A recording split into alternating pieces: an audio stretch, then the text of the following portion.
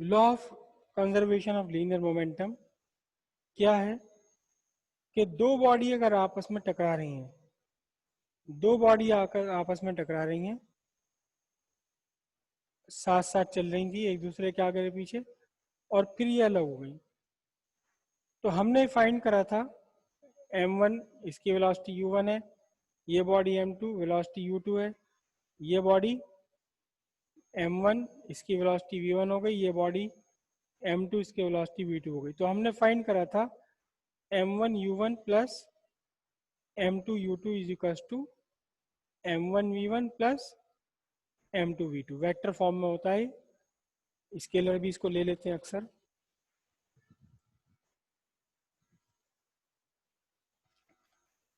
तो ये देखिए क्या है, m1 u1 क्या है, m1 u1 है मास इंटू वेलोसिटी पहली फर्स्ट बॉडी का, m2 u2 क्या है, mass into velocity second body के लिए।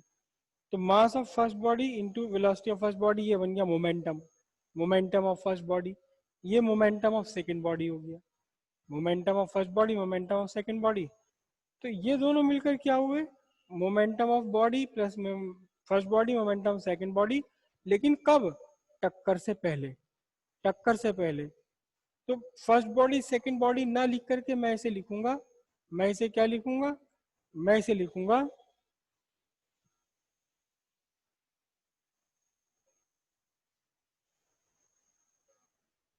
Total momentum of system. System, system का मतलब ऐसा सिस्टम जो मिलकर के बना हुआ ए और बी दो बॉडीज से, सिस्टम जो ए और बी दो बॉडीज से मिलकर के बना हुआ है, टोटल मोमेंटम ऑफ सिस्टम। कब, बिफोर कोलिजन। यहां देखें ये क्या है, ये mass of first body, velocity of first body after collision. तो ये momentum of first body after collision, ये momentum of second body after collision, दोनों को जोड़ दिया तो ये बन जाएगा आपका what, total momentum of system. कब, आफ्टर कोलिजन। कोलिजन के बाद, कोलिजन से पहले टोटल मोमेंटम पूरे सिस्टम का इज इक्वल टू है किसका, total momentum after collision, collision के बाद मोमेंटम। इसी को हम कहते हैं law of conservation of linear momentum. अब इसके हमारी लाइफ में बहुत सारे एग्जाम्पल्स होते हैं, बहुत सारे एग्जाम्पल है हमारी लाइफ में इसके। उसमें से एक एग्जाम्पल, एक एग्जाम्पल है रिकॉयल ऑफ गन।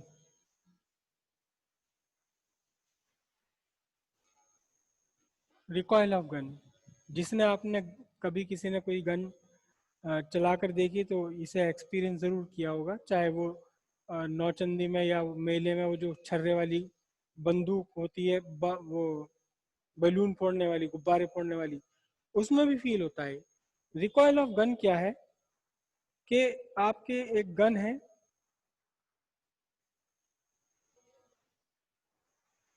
और इसे आपने गन को यहाँ ट्रिगर किया, ट्रिगर किया, इसने एक बुलेट अब आगे प्रोजेक्ट कर दी। तो जब ये ट्रिगर करते हैं आप और बुलेट आगे प्रोजेक्ट होती है, तो ये पूरी गन पीछे हटने की टेंडेंसी में आती है, इसमें झटका लगता है पीछे की तरफ, एक झटका लगता है इसमें बैकवर्ड डायरेक्शन में, वो झटका ही कहलाता है रिकॉयल ऑफ गन। क्यों लगता है ये झटका, क्यों लगता है ये झटका, हम सीखेंगे, इसे एक्सप्लेन करेंगे किससे, न्यूटन थर्ड लॉ से या law of conservation of momentum. देखिए मैं ये कह रहा हूं कि मास of gun, mass of gun, gun का मास अपना m1 है, ठीक है। मास ऑफ बुलेट ये m2 है, मास ऑफ गन है m1, मास ऑफ बुलेट है m2। तो फायर से पहले, बिफोर फायर, वेलोसिटी या स्पीड कितनी है, जीरो। तो गन की वेलोसिटी भी जीरो है, बुलेट की वेलोसिटी भी जीरो है। तो m1 into zero plus m2 into zero मिलकर के जीरो। ये क्या हो गया, ये हो गया आपका टोटल मोमेंटम। कब, बिफोर बिफोर फायर, फायर से पहले का टोटल मोमेंटम हो गया, दोनों का मोमेंटम, गन भी और बुलेट भी, दोनों के मोमेंटम का सम हो गया ये बिफोर फायर। ठीक है, अब इसके बाद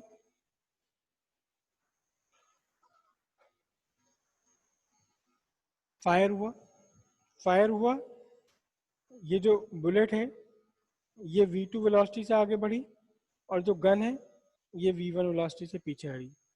तो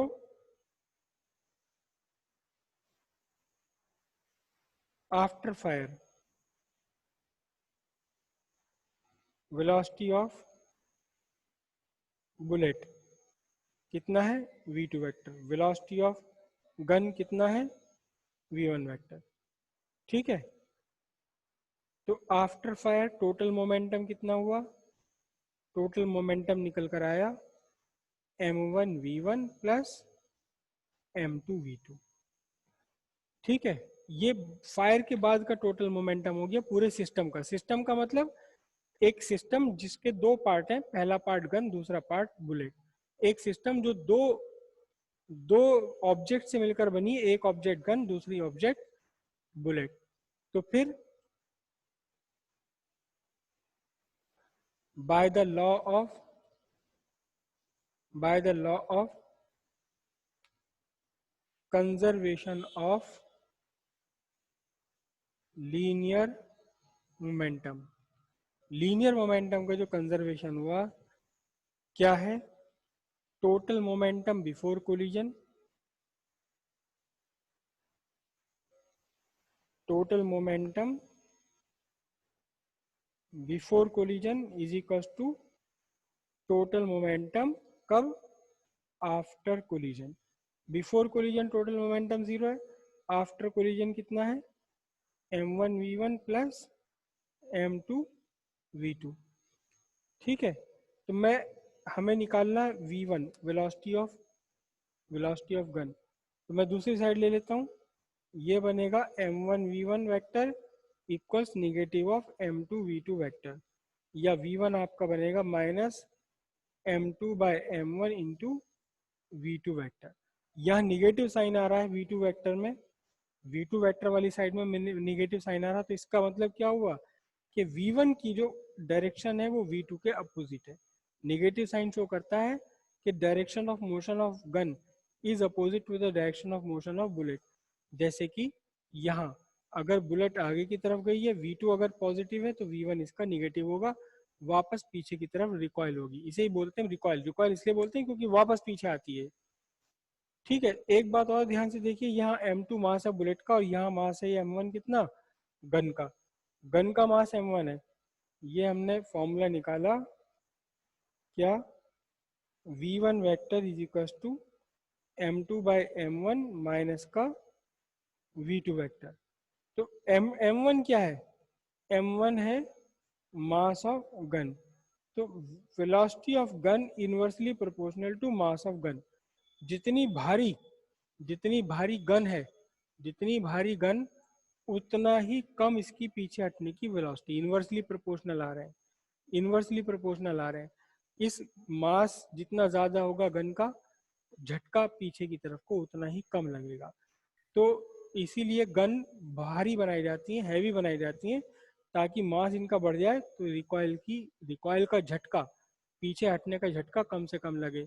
या फिर कभी कभार आपने शायद देखा भी हो, अगर बहुत हैवी गन है, कोई बहुत हैवी गन से कोई शूटिंग कर रहा है, दूर तक जो मार करती है, तो वो क्या काम करता है, वो इस गन को बिल्कुल अपनी बगल में दबा लेता है, गन को बिल्कुल अपने हाथ से बिल्कुल चिपका लेता है अपनी बगल में दबा करके अपने आप से। तो फिर उस टाइम गन के मास में किसका, खुद का, इसका अपना मास जुड़ गया, तो फिर यहाँ m1 plus mass of man आएगा। और जब यहाँ नीचे बढ़ गया ढेर सारा मास, तो इसकी रिकॉइल की वेलोसिटी कम हो जाएगी, झटका कम लगेगा। झटका कम लगेगा कब, जब इसे बिल्कुल गन को अपनी बॉडी के साथ इस तरह से जोड़ लिया जाए कि गन का मास और बॉडी का मास एक साथ हो जाए, गन और बॉडी, गन और जो इसे शूट कर रहा है उन दोनों की बॉडी मिलकर के एक ऑब्जेक्ट बन जाए, तो फिर मास बहुत सारा हो जाएगा और पीछे हटने की इसकी वेलोसिटी भी कम हो जाएगी, पीछे की तरफ झटका कम लगेगा। इसका लीनियर कंजर्वेशन का एक और एग्जाम्पल है क्या, मोशन ऑफ रॉकेट। रॉकेट का मोशन भी यही है, देखिए ध्यान से, एक्शन रिएक्शन भी यही है, लीनियर कंजर्वेशन भी यही है। ये आपके रॉकेट का स्ट्रक्चर, ये आपके रॉकेट का स्ट्रक्चर, ठीक है। और पीछे से इसमें गैस जलाकर उन्हें तेजी के साथ बाहर निकाला जाता है, ये हॉट गैसेज हो गई। सपोज एक सेकंड में m1 मास की, सॉरी m2 मास की गैस बाहर निकल रही है, और जो रॉकेट है इसका अपना मास है m1। रॉकेट का मास कितना है, m1 है।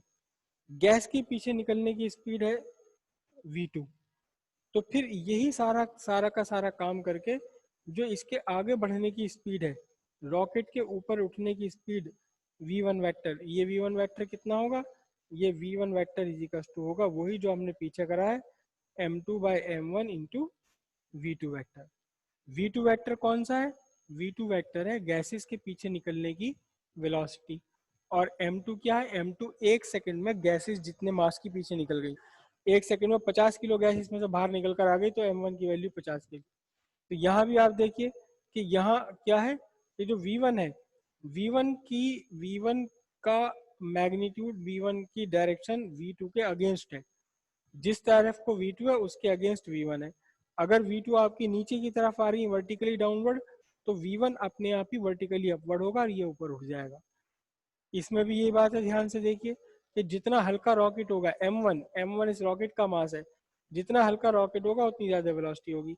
और हल्का कब होता है, जब इसमें इसको फ्लाइट करते हैं तो ढेर सारा इसके अंदर फ्यूल भरा होता है।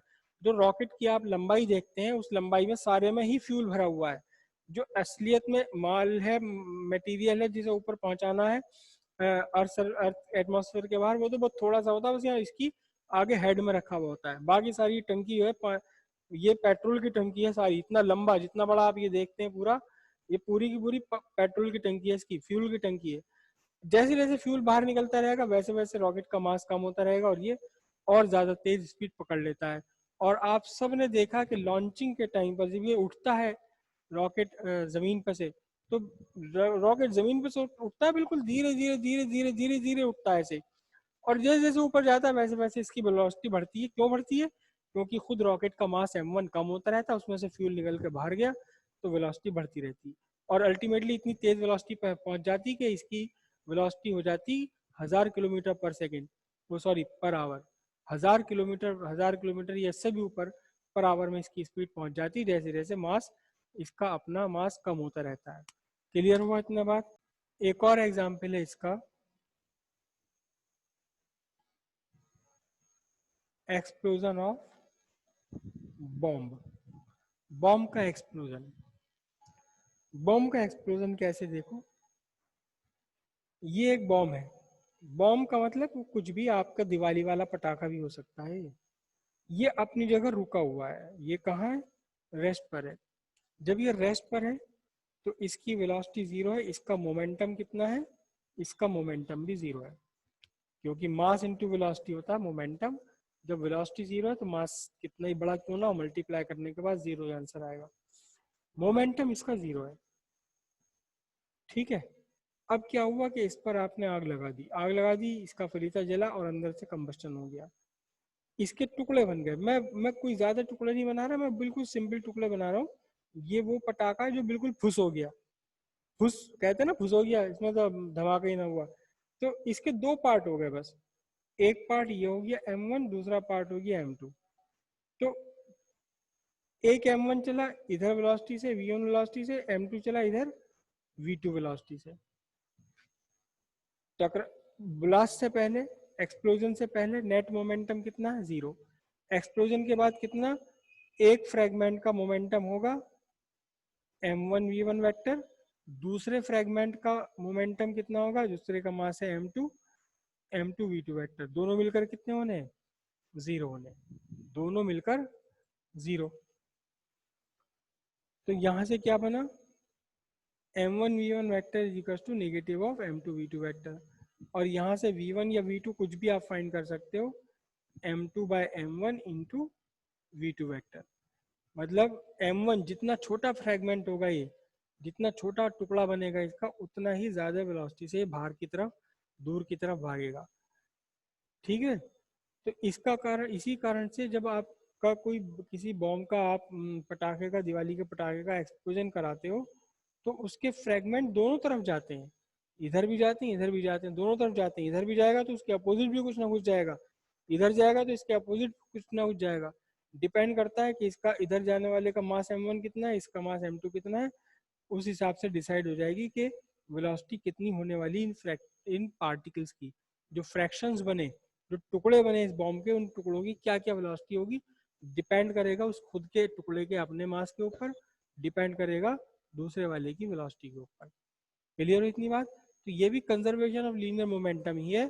जब रुका हुआ है तो मोमेंटम जीरो है, जब ये रुका हुआ है तो इसका मोमेंटम कितना है, इसका रेस्ट मोमेंटम इसका जीरो, वेलोसिटी भी जीरो, मोमेंटम भी जीरो है। लेकिन जैसे ही फटता है ये, तो फिर उसे कंजर्व रखने के लिए एक पार्टिकल एक डायरेक्शन में गया तो दूसरा पार्टिकल जरूर जरूर उसके अपोजिट डायरेक्शन में जरूर जाएगा। हाँ, ये तो हो सकता है कि एक पार्टिकल ये छोटा हो, ये वाला पार्टिकल बड़ा हो। डिपेंड करेगा कि इसने कितनी वेलोसिटी गेन करी, इसने कितना मोशन गेन करा और दूसरे वाले पार्टिकल ने कितना मोशन गेन करा। तो एक्सप्लोजन ऑफ बॉम्ब ये भी एक एग्जाम्पल है कंजर्वेशन ऑफ लीनियर मोमेंटम का। हमने जो अभी केस डिस्कस किया है, ये आपका पटाखा या बॉम्ब ये रेस्ट पर है। रेस्ट पर अगर ये है तो इसके चाहे 100 टुकड़े बने, 100 टुकड़े बने, अगर एक इधर जा रहा है v1 वेलोसिटी से तो दूसरा उसके विरुद्ध, उसके अपोजिट डायरेक्शन में जरूर जाएगा।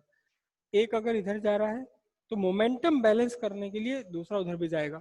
जब जब ये रेस्ट पर है तो इसका अपना इनिशियल मोमेंटम जीरो है, इनिशियल मोमेंटम जीरो है। इसमें से कोई एक पार्टिकल निकल कर चला जाए तो उस पार्टिकल को तो मोमेंटम मिल गया, लेकिन मोमेंटम तो जीरो था भाई, फटने से पहले, ब्लास्ट से पहले, इरप्शन से पहले ही तो जीरो था। तो अब भी उसे जीरो रखने के लिए कोई ना कोई पार्टिकल उसके अपोजिट डायरेक्शन में जरूर जाएगा। इसीलिए बॉम्ब हर तरफ को फटता है। जब कोई बॉम्ब फटेगा तो ये चारों तरफ फटेगा अपने, ऐसा नहीं कि केवल एक ही डायरेक्शन में इसके फ्रेगमेंट्स गए। जैसे बंदूक है, आपके गन है, गन की जो वो है बुलेट, वो केवल एक ही डायरेक्शन में जाती, इधर जा रही है बस, ये गन इसके अगेंस्ट पीछे हट गई। तो वही तो केस है, ये समझ लो कि यहाँ एक छोटा सा पार्टिकल है ये, और इसके पीछे के ये वाले सारे पार्टिकल बड़े पार्टिकल है, एक साथ झुंड बना करके, चिपक करके, मिल करके रह रहे हैं। अगर ये इधर गया तो ये बाकी सारे फ्रेगमेंट्स भी उसको अपोजिट डायरेक्शन में जाने ही पड़ेंगे। ये तो बात है रेस्ट की। लेकिन अगर चल रहा हो, फटने से पहले अगर ये चल रहा है, ये है और ये चल रहा है, जैसे कि आपने एक वो रॉकेट छोड़ दिया, पहले वो ऊपर जाता है किसी सर्टेन वेलोसिटी से और फिर ऊपर जाकर फटता है वो। तो अगर ये चल रहा है तो कोई बात नहीं, अब भी चलता ही रहेगा, भले ही इसके अंदर कुछ भी होता रहे, एक्सटर्नल फोर्स तो जीरो है, यहाँ पर नेट फोर्स जीरो है। तो यहाँ से लेकर ये यहाँ तक आ गया। तो अब आप ये कह रहे हो कि जी यहाँ तक ये कैसा आ गया, अपोजिट लीनियर मोशन कैसे कंजर्व रहेगा? कंजर्व रहेगा अगर ये पार्ट यहाँ तक आया, बड़ा पार्ट, तो किसी ना किसी छोटे पार्ट को इसके उल्टे रास्ते पर जरूर चलना पड़ेगा। मतलब यहाँ खड़े हुए को भी पार्टिकल मिल गया और दूसरी तरफ जो खड़ा उसे ही पार्टिकल मिल गया। पार्टिकल इसे मिले क्योंकि law of conservation of linear momentum ये फॉलो कर रहे थे। एक अगर एक डायरेक्शन में जाता तो दूसरे का मोमेंटम उसके अपोजिट डायरेक्शन में होगा। अगर यहाँ से ये पार्टिकल निकल करके एक डायरेक्शन में जा रहा है v3 डायरेक्शन में, तो यहाँ से v3 भी कहाँ जाएगा, एक और पार्टिकल बिल्कुल इसके अपोजिट डायरेक्शन में चला जाएगा। हमेशा ये अपोजिट डायरेक्शन में ही फटता है। अगर ये यहाँ आया तो ध्यान से देखना, जरा ध्यान से, इसके जो फ्रेगमेंट्स होंगे वो फ्रेगमेंट्स, एक यहाँ पहुंचेगा फ्रेगमेंट, एक फ्रेगमेंट यहाँ पहुंचेगा, एक फ्रेगमेंट यहाँ पहुंचेगा, एक फ्रेगमेंट यहाँ पहुंचेगा। इन सबको जब आप इकट्ठा करोगे तो इन सबको इकट्ठा कर यहीं आ जाएगा जिस जिस पाथ पर ये चल रहा था। तो चाहे रुका हुआ हो या चलता हो, फटने पर इसका कंजर्वेशन कांस्टेंट रहेगा, ब्लास्ट होने पर इसका कंजर्वेशन कांस्टेंट रहेगा। अभी आपके एक किसी ने बारात में नीचे से एक वो चलाया, ऊपर जाकर के वो फट गया। जब ऊपर जाकर फट गया तो आप इसमें से ये ऐसे बौछार से निकलते हुए देखते हो, ऐसे बौछार निकलते हुए देखते हो। इस बार त्यागी जी बहुत ध्यान से देखना, शादी वालों से कहना चल भी चल पटाखा छोड़, रॉकेट छोड़, मुझे देखना, कुछ साइंस देखनी इसके अंदर। क्यों, यहाँ से जब ये जा रहा है, अगर यह इंक्लाइंड, अगर मान लो इसे छोड़ा गया, हल्का सा इंक्लाइंड इसे प्रोजेक्ट किया गया तो ये ऐसे जाएगा। अब यहाँ फटा तो इसके फ्रेगमेंट्स यहाँ आए, फिर या अगर आप इन सारे फ्रेगमेंट्स को जोड़ लो तो पता लगेगा कि ये फ्रेगमेंट्स भी लगातार क्या हो रहे हैं, आगे बढ़ रहे हैं, लेकिन अपोजिट डायरेक्शन में आगे बढ़ रहे हैं। ये आगे यहाँ पर, फिर कुछ देर बाद यही सारे फ्रेगमेंट्स कहाँ होंगे, ये सारे फ्रेगमेंट्स यहाँ जाएंगे, इन सब का सम कहाँ रहेगा, इन सब का सम उतने ही उसी पाथ पर चलता रहेगा। तो अगर चल रहा है तो भी अपोजिट डायरेक्शन में होंगे। अगर इसका एक का ब्लास्ट इधर हुआ है तो कोई ना कोई पार्टिकल यहाँ जरूर जाएगा, एक यहाँ हुआ तो पार्टिकल यहाँ जरूर जाएगा, लेकिन ओवरऑल ये सारे के सारे पार्टिकल लगातार आगे बढ़ते चले जाएंगे उतनी स्पीड से जितनी स्पीड से आपका बॉम्ब चल रहा था। त्यागी जी, मैंने सही एक्सप्लेनेशन दिया, मैं आपकी बात को समझ पाया या कुछ और प्रॉब्लम है आपको, बताइए। आ गया ना? अपोजिट डायरेक्शन में तो जाएंगे ही जाएंगे क्योंकि कंजर्व रखना है इन्हें, लेकिन ये फिर सारे पार्टिकल, अगर आप देखो ध्यान से, कभी देखना बम पटाखे फूटा हुआ, तो ये सारे पार्टिकल एक दिशा में, एक सर्टेन मोशन में, एक डायरेक्शन में चलते रहते हैं। मतलब इन सारे पार्टिकल्स का सेंटर निकालोगे तो यहीं आएगा, इन सारे पार्टिकल का सेंटर निकालोगे यहाँ आएगा। ऐसे है जैसे कि बॉडी अब भी प्रोजेक्टाइल मोशन में एक ही रास्ते पे चल रही है जिस रास्ते पर उसे चलाया गया था, in the absence of external force. ये भी सीन आपने शायद किसी पिक्चर में देखा होगा। क्या है कि एक ये है बोट, नाव पानी में चल रही है, यहाँ किनारा से आ गया और हीरोइन और हीरो इस पर कूद करके यहाँ आ रहे हैं। तो आपने कभी ध्यान से देखा हो कि जब ये कोई कूदता है इस पर से नीचे तो ये बोट अपने आप पीछे की तरफ चली जाती है। रीजन कि जब दोनों, ये आदमी इस बोट के ऊपर है, दोनों किनारे पर आकर रुक गए तो इनका इनिशियल मोमेंटम जीरो है। अब जब एक ने बाहर छलांग लगाई, आगे बढ़ा, तो दूसरे को भी उतना ही मोमेंटम रखना है पीछे की डायरेक्शन में, ताकि दोनों मोमेंटम मिलकर अब भी क्या रहे, जीरो का जीरो रहे। इसे भी आप रिकॉइल ऑफ बोट कह सकते हैं, रिकॉइल ऑफ बोट। बोट का पीछे हटना जब कोई इसके ऊपर से बाहर किनारे पर कूदता है। देखा कभी किसी ऐसे सीन में, किसी सीन में देखा है किसी ने? ये जो आपका कंजर्वेशन लॉ है, law of conservation of linear momentum, मैं चार्ज बोल गया क्योंकि अभी 12th को इलेक्ट्रिसिटी पढ़ा रहा था। Law of conservation of medium momentum, इसकी क्या है, इसकी धज्जियां उड़ा दी जाती हैं। किसमें? हिंदी फिल्म में, या और भी बेहतरीन शानदार तरीके से धज्जियां उड़ाई जाती हैं किसमें? साउथ मूवीज में। South movie. साउथ की मूवीज होती हैं। कैसे? कैसे भला कैसे? ये hero, inspector hero, inspector hero, ठीक है, और ये विलेन, मोटा हट्टा कट्टा एकदम बढ़िया, ये अपना दुबला दुबला पतला स्लिम ट्रिम, इसने इसको मुक्का मारा, इसको यहाँ मुक्का मारा, और विलेन साहब गिरे जाके दूर, या दूर भी नहीं गिरे, क्या हुआ, यहाँ एक खजूर का सा पेड़ था और उस पर जाकर लटक गए विलेन साहब। और हीरो कहाँ खड़ा? हीरो भाई साहब ये तो हीरो है, हीरो का क्या बिगड़ना है, हीरो वहीं अपनी जगह खड़ा। ऐसा पॉसिबल नहीं है, ऐसा पॉसिबल नहीं है, ऐसा कभी भी पॉसिबल नहीं है। अगर ये कुछ सर्टेन मोमेंटम से पीछे जाएगा, अगर ये भारी है, मोटा हट्टा कट्टा है, और विलेन और हीरो हमारा पतला दुबला सा है, तो जितनी तेजी से पीछे जाएगा, अगर वी वी वेलोसिटी से पीछे गया ये, तो ये उससे भी ज्यादा तेजी के साथ पीछे जाएगा, क्योंकि इसका मास कम है, तो मास इंटू वेलोसिटी का प्रोडक्ट दोनों का सेम रहना है, तो इसका मास कम है, वेलोसिटी अपनी इसकी ज्यादा हो जाएगी। समझ रहे हो बात को?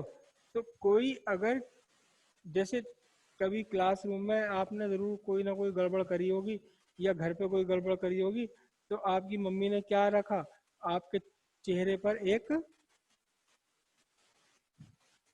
थप्पड़ जड़ दिया, ठीक है, थप्पड़ मारा है खींच के, तेरे से कहा था कर ले, सुबह शाम तक होगी, कहाँ घूम रहा, अब तक कुछ नहीं करा। लेकिन आप चिंता ना करें बिल्कुल भी, आप चिंता ना करें बिल्कुल भी। अगर मम्मी ने, अगर आपकी मम्मी, मम्मी से कहना मम्मी मारो चलो, क्यों? अगर मम्मी ने गाल पर, गाल पर हाथ से मारा है, तो linear conservation of linear momentum, उनका हाथ भी ना बचा, उनके हाथ में भी जरूर कुछ ना कुछ चोट हो आई होगी। क्यों? क्योंकि आपने आपने अपने गाल से क्या करा, गाल से मम्मी के हाथ पर मार दिया। दोनों बराबर है, एक्शन रिएक्शन, कंजर्वेशन है ना मोमेंटम का। अगर मम्मी ने आपके गाल को कुछ मोमेंटम दिया है तो आपका गाल भी बिल्कुल उसका उल्टा अपोजिट मोमेंटम आपकी मम्मी के हाथ को देगा, इसीलिए मम्मी के हाथ में दर्द होने लगता है। एक बार आपको 2-4 थप्पड़ लगा दिया, अगले दिन तक उनके हाथ में दर्द रहेगा। क्यों? क्योंकि जितना मोमेंटम उन्होंने आपको ट्रांसफर करा गाल पर, उतना ही मोमेंटम गाल से आपने मम्मी के हाथ पर ट्रांसफर कर दिया। क्यों? कंजर्व रहना है, दोनों को कंजर्व रहना है ना, इसके में कोई मोमेंटम में चेंज होना। गाल और मम्मी का हाथ, गाल, आपका गाल और मम्मी का हाथ दोनों मिलकर के एक बॉडी, एक सिस्टम के दो पार्ट बन गए। अगर इसमें कोई कंजर्वेशन चेंज होता है मोमेंटम में, तो इसमें भी उल्टा और अपोजिट डायरेक्शन में जरूर चेंज होगा। बात इतनी समझ आई? कंजर्वेशन ऑफ मोमेंटम के हजारों एग्जाम्पल है हमारी लाइफ में। कोई और एग्जाम्पल किसी के मन में आ रहा हो, कोई किसी के माइंड में आ रहा हो, तो पूछो कि जी ये कैसे होता है। तो अगर वो कंजर्वेशन से कहीं एक्सप्लेन हो सका तो मैं बताऊंगा आपको।